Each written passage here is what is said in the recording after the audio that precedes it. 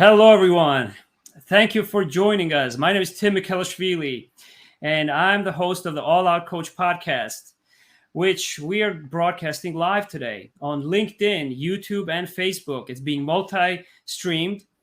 As you know, those of you who follow me, All Out Coach is the place where we're fascinated about what the future holds for us and the next generation. So we essentially talk about innovation in the same context of our legacy. Today, I'm very excited because I have a bright, intelligent, dynamic guest. Her name is Tiffani Bova. She's a Global Chief Growth Officer at Salesforce, the author of the Wall Street Journal best-selling book, Growth IQ. She's also been an executive at Gateway before and has a newsletter, which I hope you will subscribe to, called Think Forward, that I read all the time myself as well.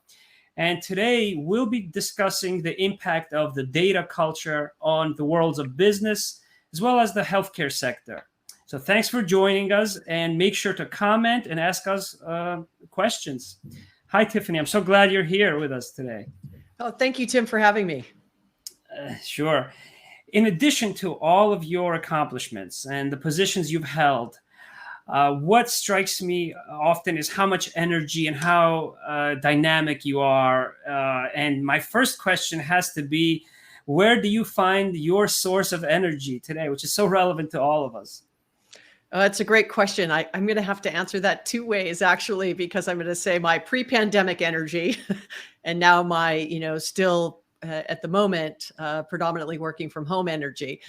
When I'm on the road, 2019, I flew 275,000 miles, 6 continents, 100 keynotes, meeting with executives around the world.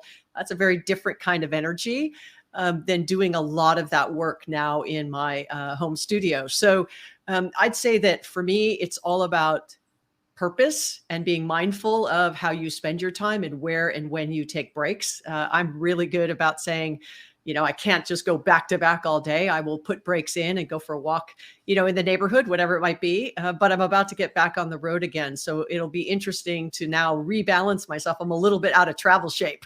So we'll see how tired I am in, 30 or 60 days after I've had a handful of trips. Great tips there. Yes, I try to do that myself, but this is a question that I get all the time and one that I ask myself. So to introduce a little bit my vision of data or my understanding of data culture, I want to tell you, Tiffani, that many years ago, as I reflect, when I was a teenager, I called the NFL in order to understand how the quarterback rating was calculated, because I wanted to understand how relevant is that quarterback rating to their actual performance. Does it really differentiate the best quarterback versus others, let's say, right? So, and this was before the days of the internet, all right? And so I received a response from the NFL in the form of a fax, so I learned what that formula was. But I often say that, pictures tell a story, but words and numbers often tell us how it ends. How do you think that the pharma industry, from your perspective, or the healthcare sector, is capitalizing on data in order to drive its decisions?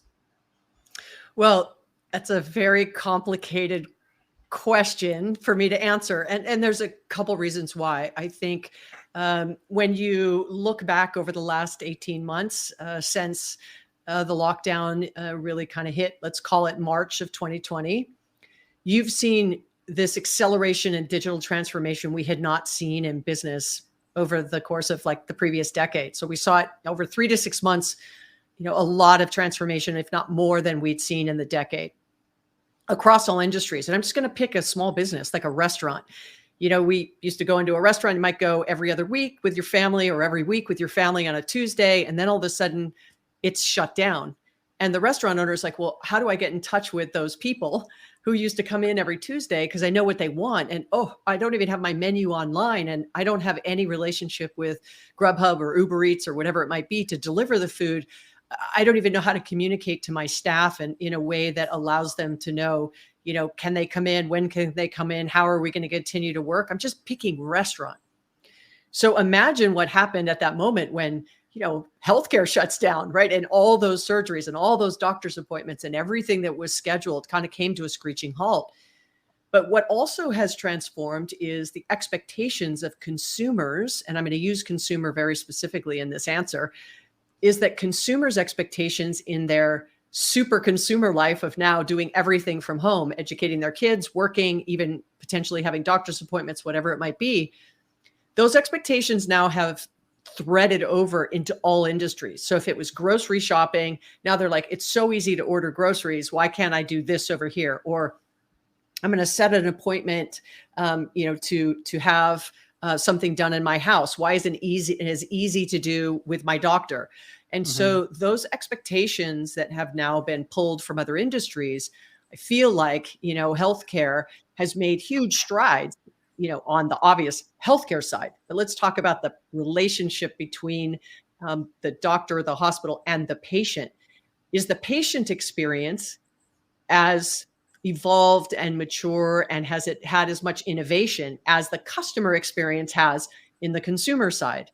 And that's where I think there's a tremendous amount of information, and data is at the foundation of that. I remember when you mentioned I was working for Gateway Computers. I'm going to date this. This was way back in 2004, but in 99 and 2000, right when Y2K was happening, I was deploying one of the very first technology stacks that was going to manage and track HIPAA compliancy back in 98, 99. And I remember that conversation. It was out at Loma Linda Hospital here in Southern California. And I remember it really, really well. Fast forward 21 years, still data is very difficult to be shared, between doctors to provide a better patient experience. And so I think that in a highly regulated industry like healthcare, it's hard for you to just say, well, if you can do it over here in retail, why can't we do it in healthcare? But I will say, but there are things we could be doing better to just improve at the layer without sharing data, but just talk about that experience. And then you have to solve the sort of big data problem, which is a totally different conversation. Yeah, the fact that our industry is so regulated, and as a lot of my network, probably the majority of those who listen to All Out Coach are in a healthcare or are related to a healthcare field somehow, I think that's been a major barrier. Although there is some, innovation and important movement, towards featuring operations and data, as new departments are being implemented and initiated in my industry. So I want to interrupt before we continue our discussion here, and just acknowledge a lot of those who are joining us. Tiffani, Stan Phelps from IBM, an executive keynote speaker, so he's joining the conversation, as well as Sazan. He's greeting us from Canada, joining us from Canada. And also Dr. Talia Miron-Schatz, who's an expert on medical decision-making. In fact, I'm going to cite one of her studies that she introduced me to recently on a previous episode. And then we have a comment from Stan Phelps here. So thank you, Stan. So I know that you consult many different organizations and you help them drive that customer experience. And you often speak about B2E, right? Business to experience instead of B2B, right? Or B2C. So I think that, as you mentioned, now healthcare consumers is the new trending term, where patients are now more demanding than ever, right? In terms of their care, and they're exposed to so much data out there, yet they don't have the training and often are not able to interpret that information or misinformation that surfaces online, right? And so, in fact, Dr. Talia Miron-Schatz, she mentioned a recent study in which over 2,000 physicians were surveyed. And they were asked, did you prescribe a medication or procedure that you otherwise didn't think was necessary? And they said yes. And 80% said so because they were afraid of being sued, but 59% also said that they didn't prescribe the right medication or procedure because the patients demanded them. So that brings me to the question of, how do businesses now use data to attract not just attention alone, but the context or understanding of decisions that they have to make? Because most of the metrics that I see in the data are these external triggers, I think, that kind of attempt to try to get our attention, but not necessarily the context, which allows us to consolidate the information and have that deep understanding. How can we target that context rather than just attention using data? Tiffani. Yeah, that was a lot. Yeah. Here's what I'd say is that there's a crisis of trust collectively across the globe, and in the B2B world, Edelman has a trust barometer. And over the last couple of years, trust had been declining from a business perspective. Like, do you trust that your data is going to be used appropriately? Do you believe if something goes wrong, that company will tell you there's been a hack, or, your data has been taken, or something has gone wrong with the product? Are they going to let you know that there's a recall? Like, trust is a very big word. And so I'd say first and foremost, anybody that's using data, they have to create some kind of framework by which they communicate to, in this case, right, their patients or their customers. What data are you collecting? How is it being used? Where is it being shared? So all of that information, because when you say to somebody, well, that's not HIPAA compliant, how many patients, I kind of basically understand it, but I don't understand it to the depths. And so is it maybe something that doctors can actually educate their own patients with and communicate to them of what is HIPAA compliance? What do you do about it? And really proactively stay in front of that. Because if the trust increases, before they walk in the door, when that doctor then says, hey, I think you should be taking this, not that, based on that study you just mentioned, they might be more likely to go, okay, I trust you.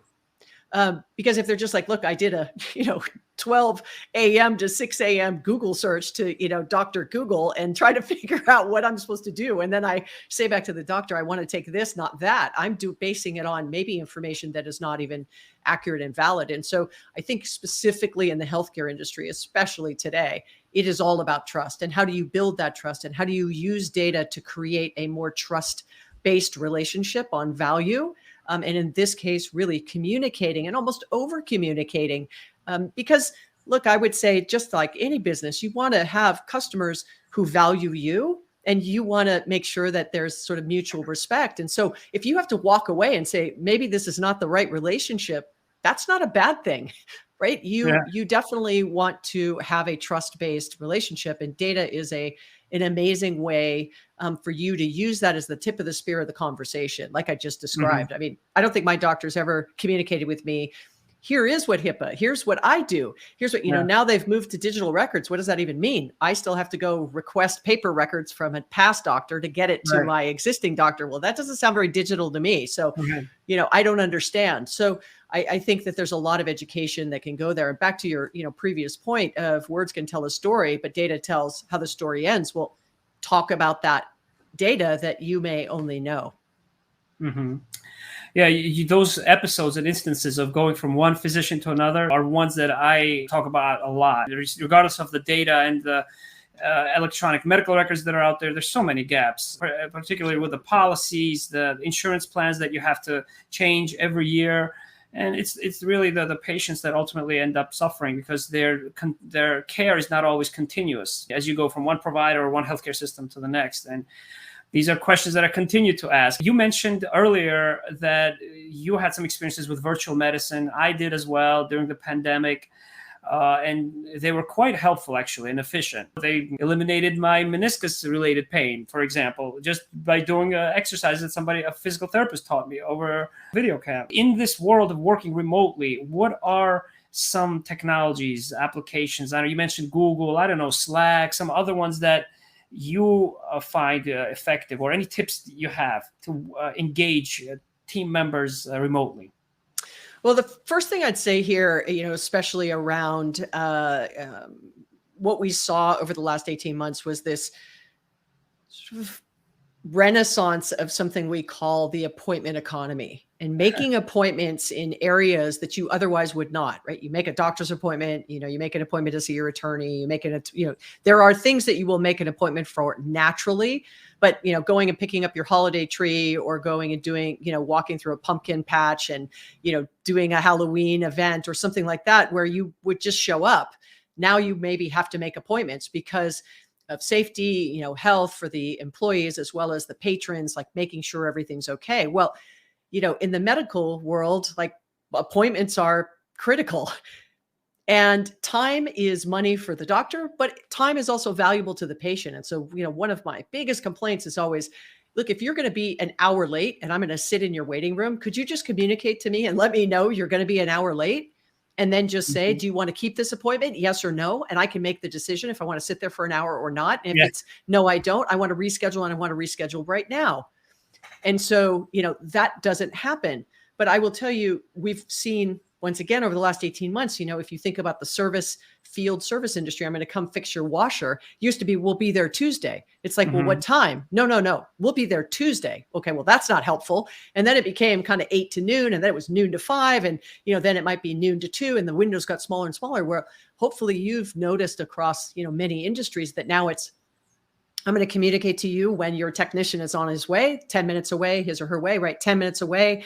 Here's what we ask you to do. Only one person in the house, wear a mask, whatever it might be. Say yes, so that they will then show up and know you understand what needs to happen. That's huge strides. But go back to that example I just gave. Time is money. And so why am I waiting? And so when I was saying to you, let's forget the, HIPAA compliancy and the high regulation, I'm just talking about my time. Like, if you could just be better at that. And so going back to your question of sort of video healthcare, boy, my doctor wasn't late on any of those video calls. On time, 10:15, boom, right? Because got to go. Next one, he's on, 10:15 to 10:30, got to go. But when it's in the office, it's a little out of control. The conversation gets long. You start talking about other things. And then 5 minutes turns into 10 minutes, turns into 20 or 30 based on where you are in the day of their schedule. So I feel like there's some benefits in that. It's short. I don't have to spend a half hour driving there, and I don't have to sit in a waiting room.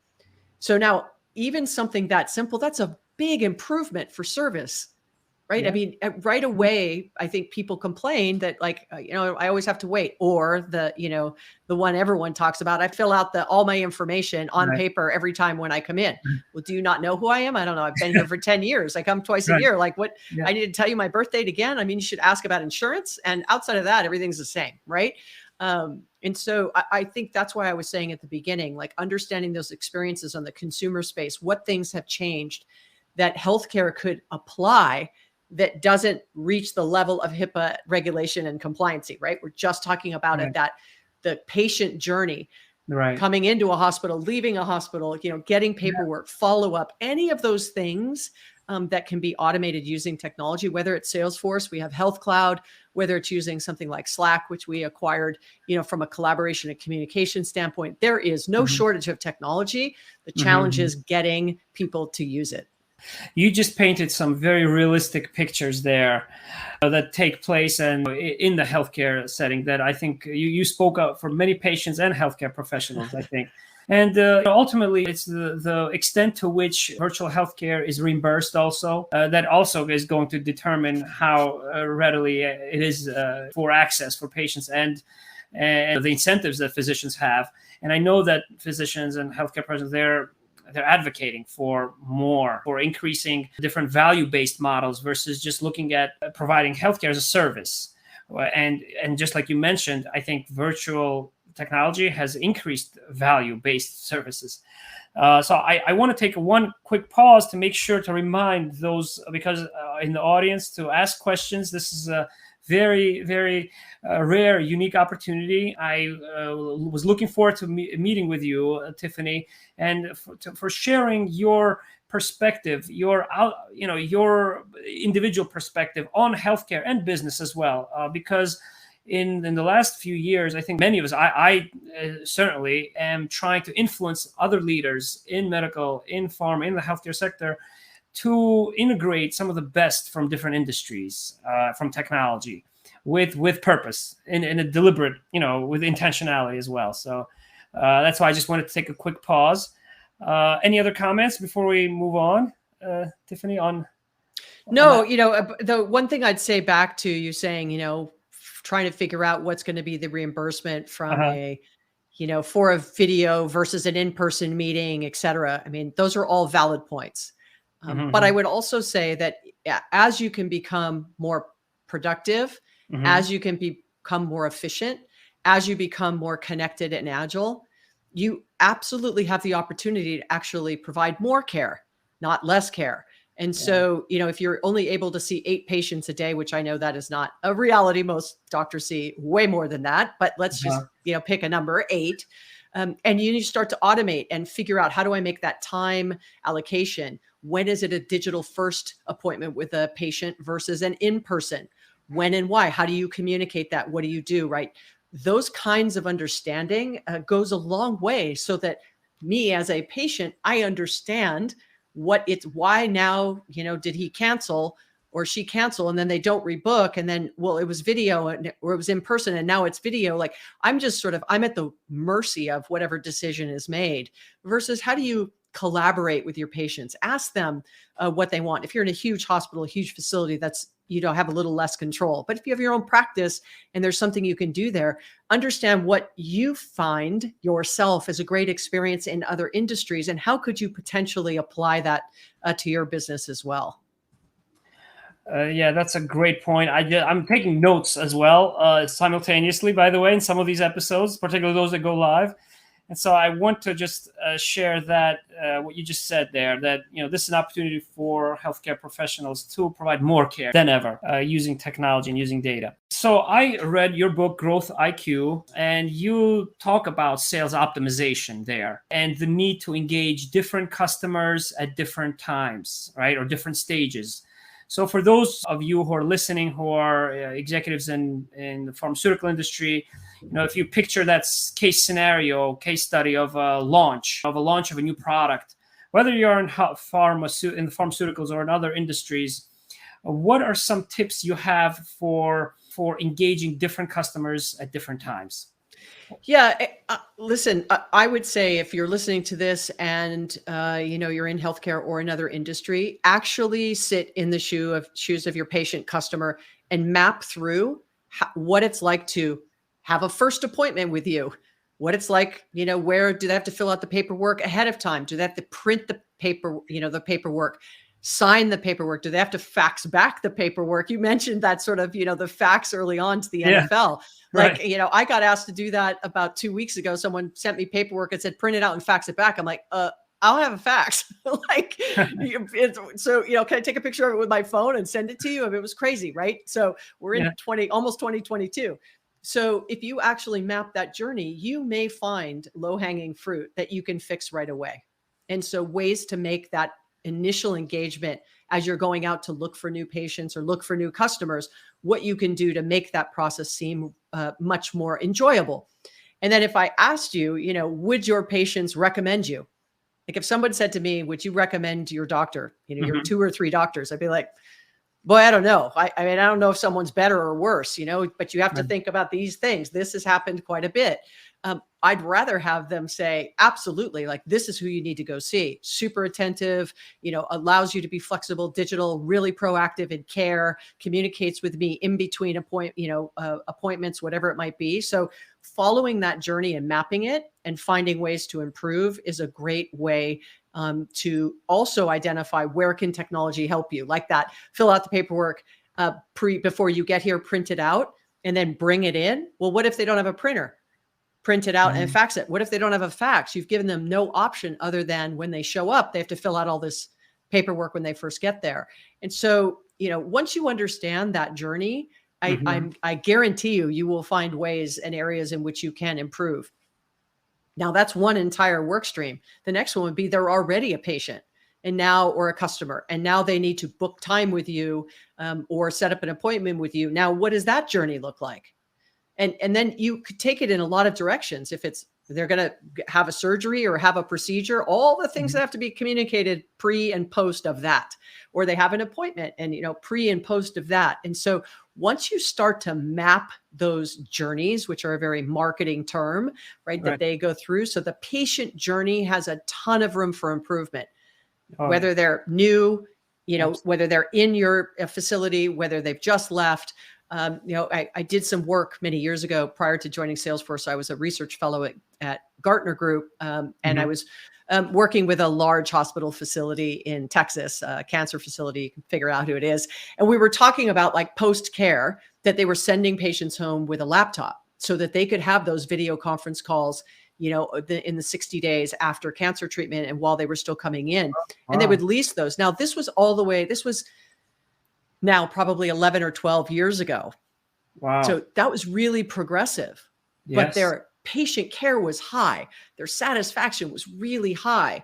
Mhm. Care was, that was a time where it was, you don't want to go to that hospital. Let's just say that, right? You just don't want to go there, right? Because of what they specialize in.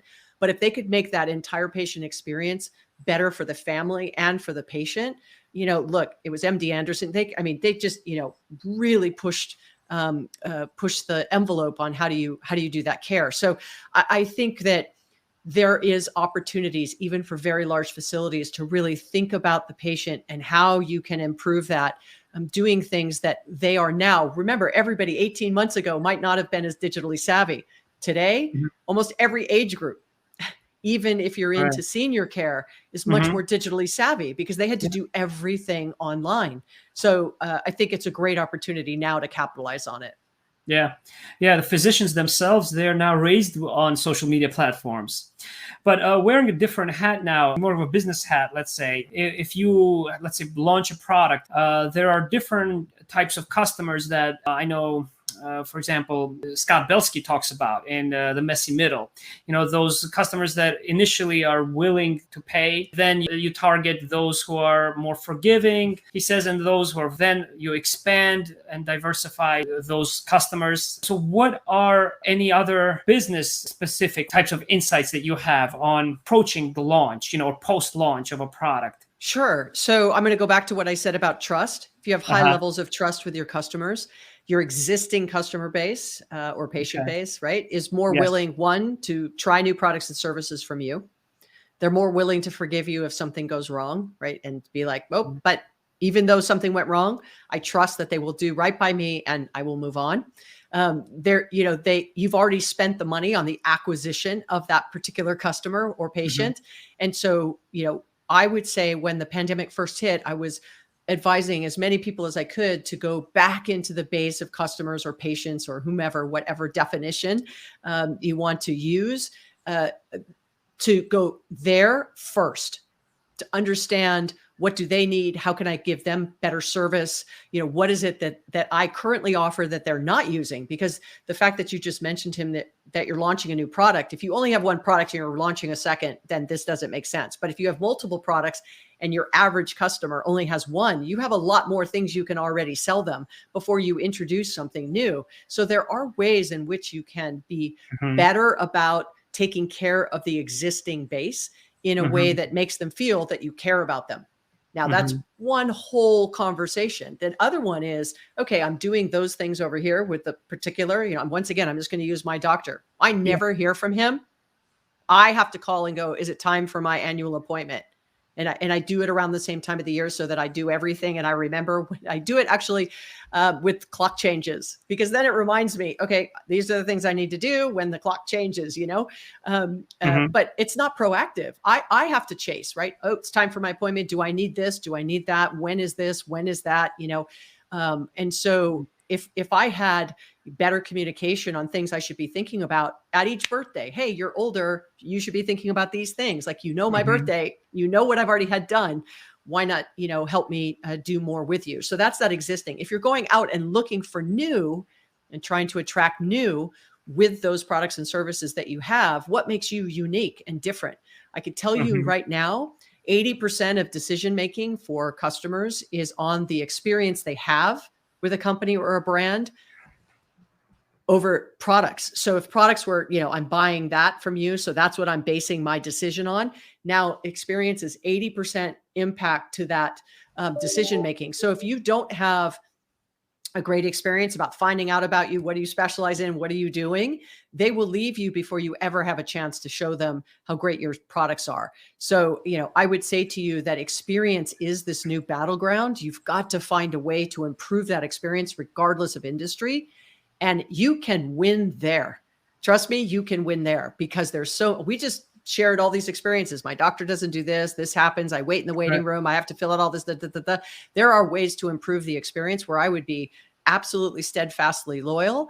The reason I don't change now, it's such a hassle to change. So that's not a bar that you want to set. Like, oh, the reason I keep my patients is because it's so hard to switch doctors. Like, that's not a reason to feel good about your practice. Really trying to deliver those great experiences.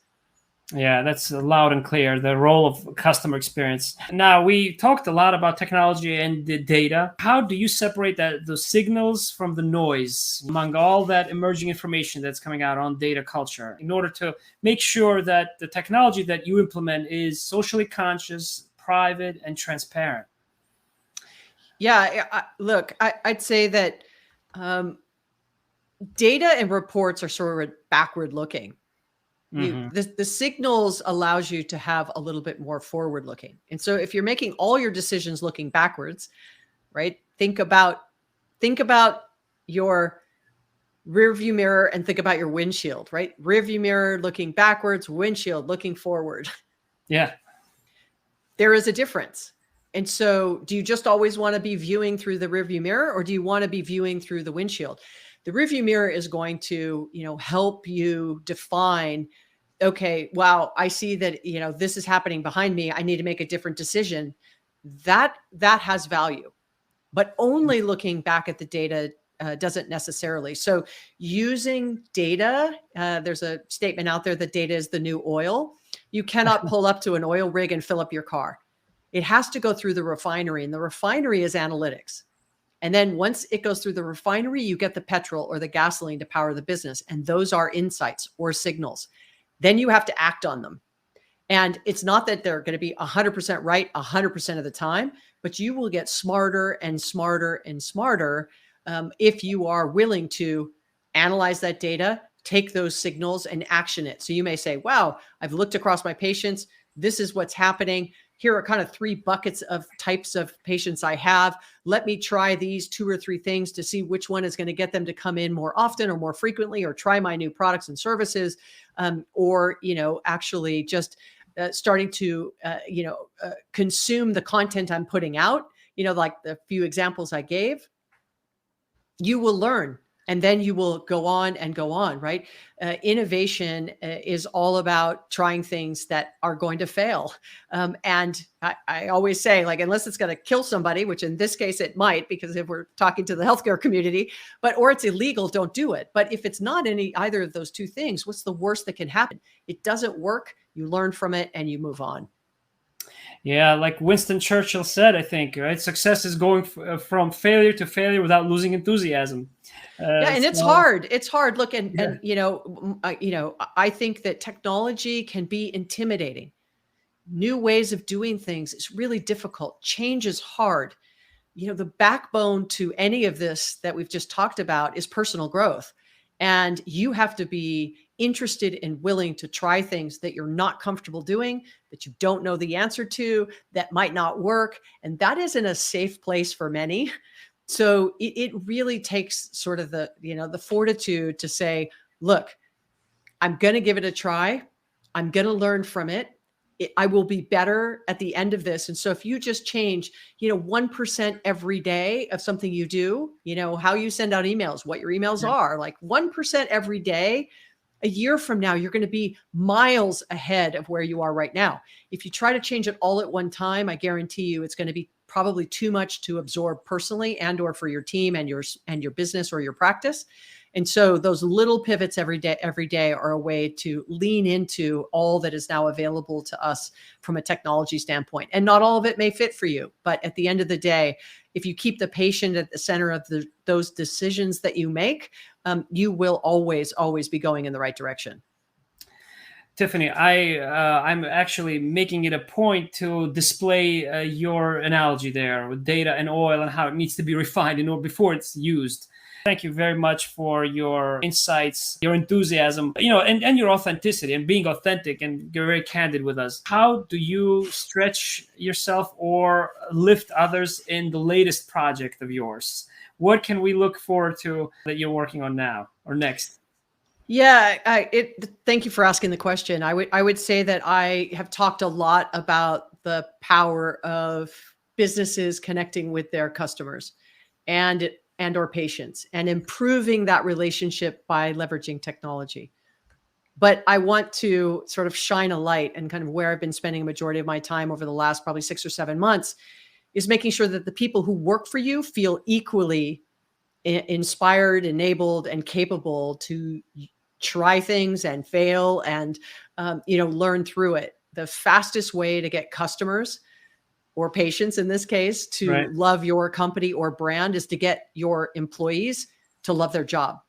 And so how do you, make sure that when your people show up every day, that they're happy? Because if they're happy, they're going to provide better service and better care to your customers or patients.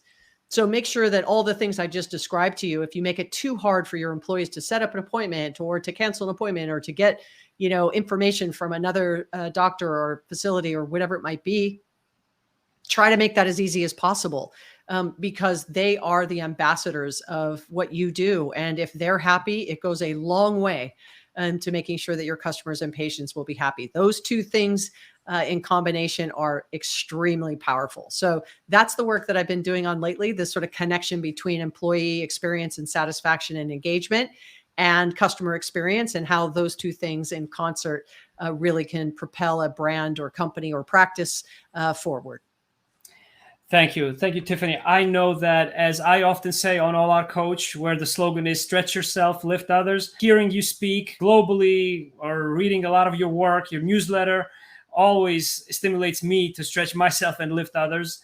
So I look forward to sharing this episode here with others. I'm going to upload it to my podcast. Make sure to subscribe to the All Out Coach podcast, as well as to the What's Next podcast of Tiffani Bova. It's a top 50 sales podcast. She is the personification of the types of leaders and mentors who don't just say you've arrived at your destination, but who ask you, where's your next destination? Thank you, Tiffani. Oh, thank you for having me, Tim. I hope I did justice. I don't get very deep in particular industries, but I am passionate about getting better healthcare for myself.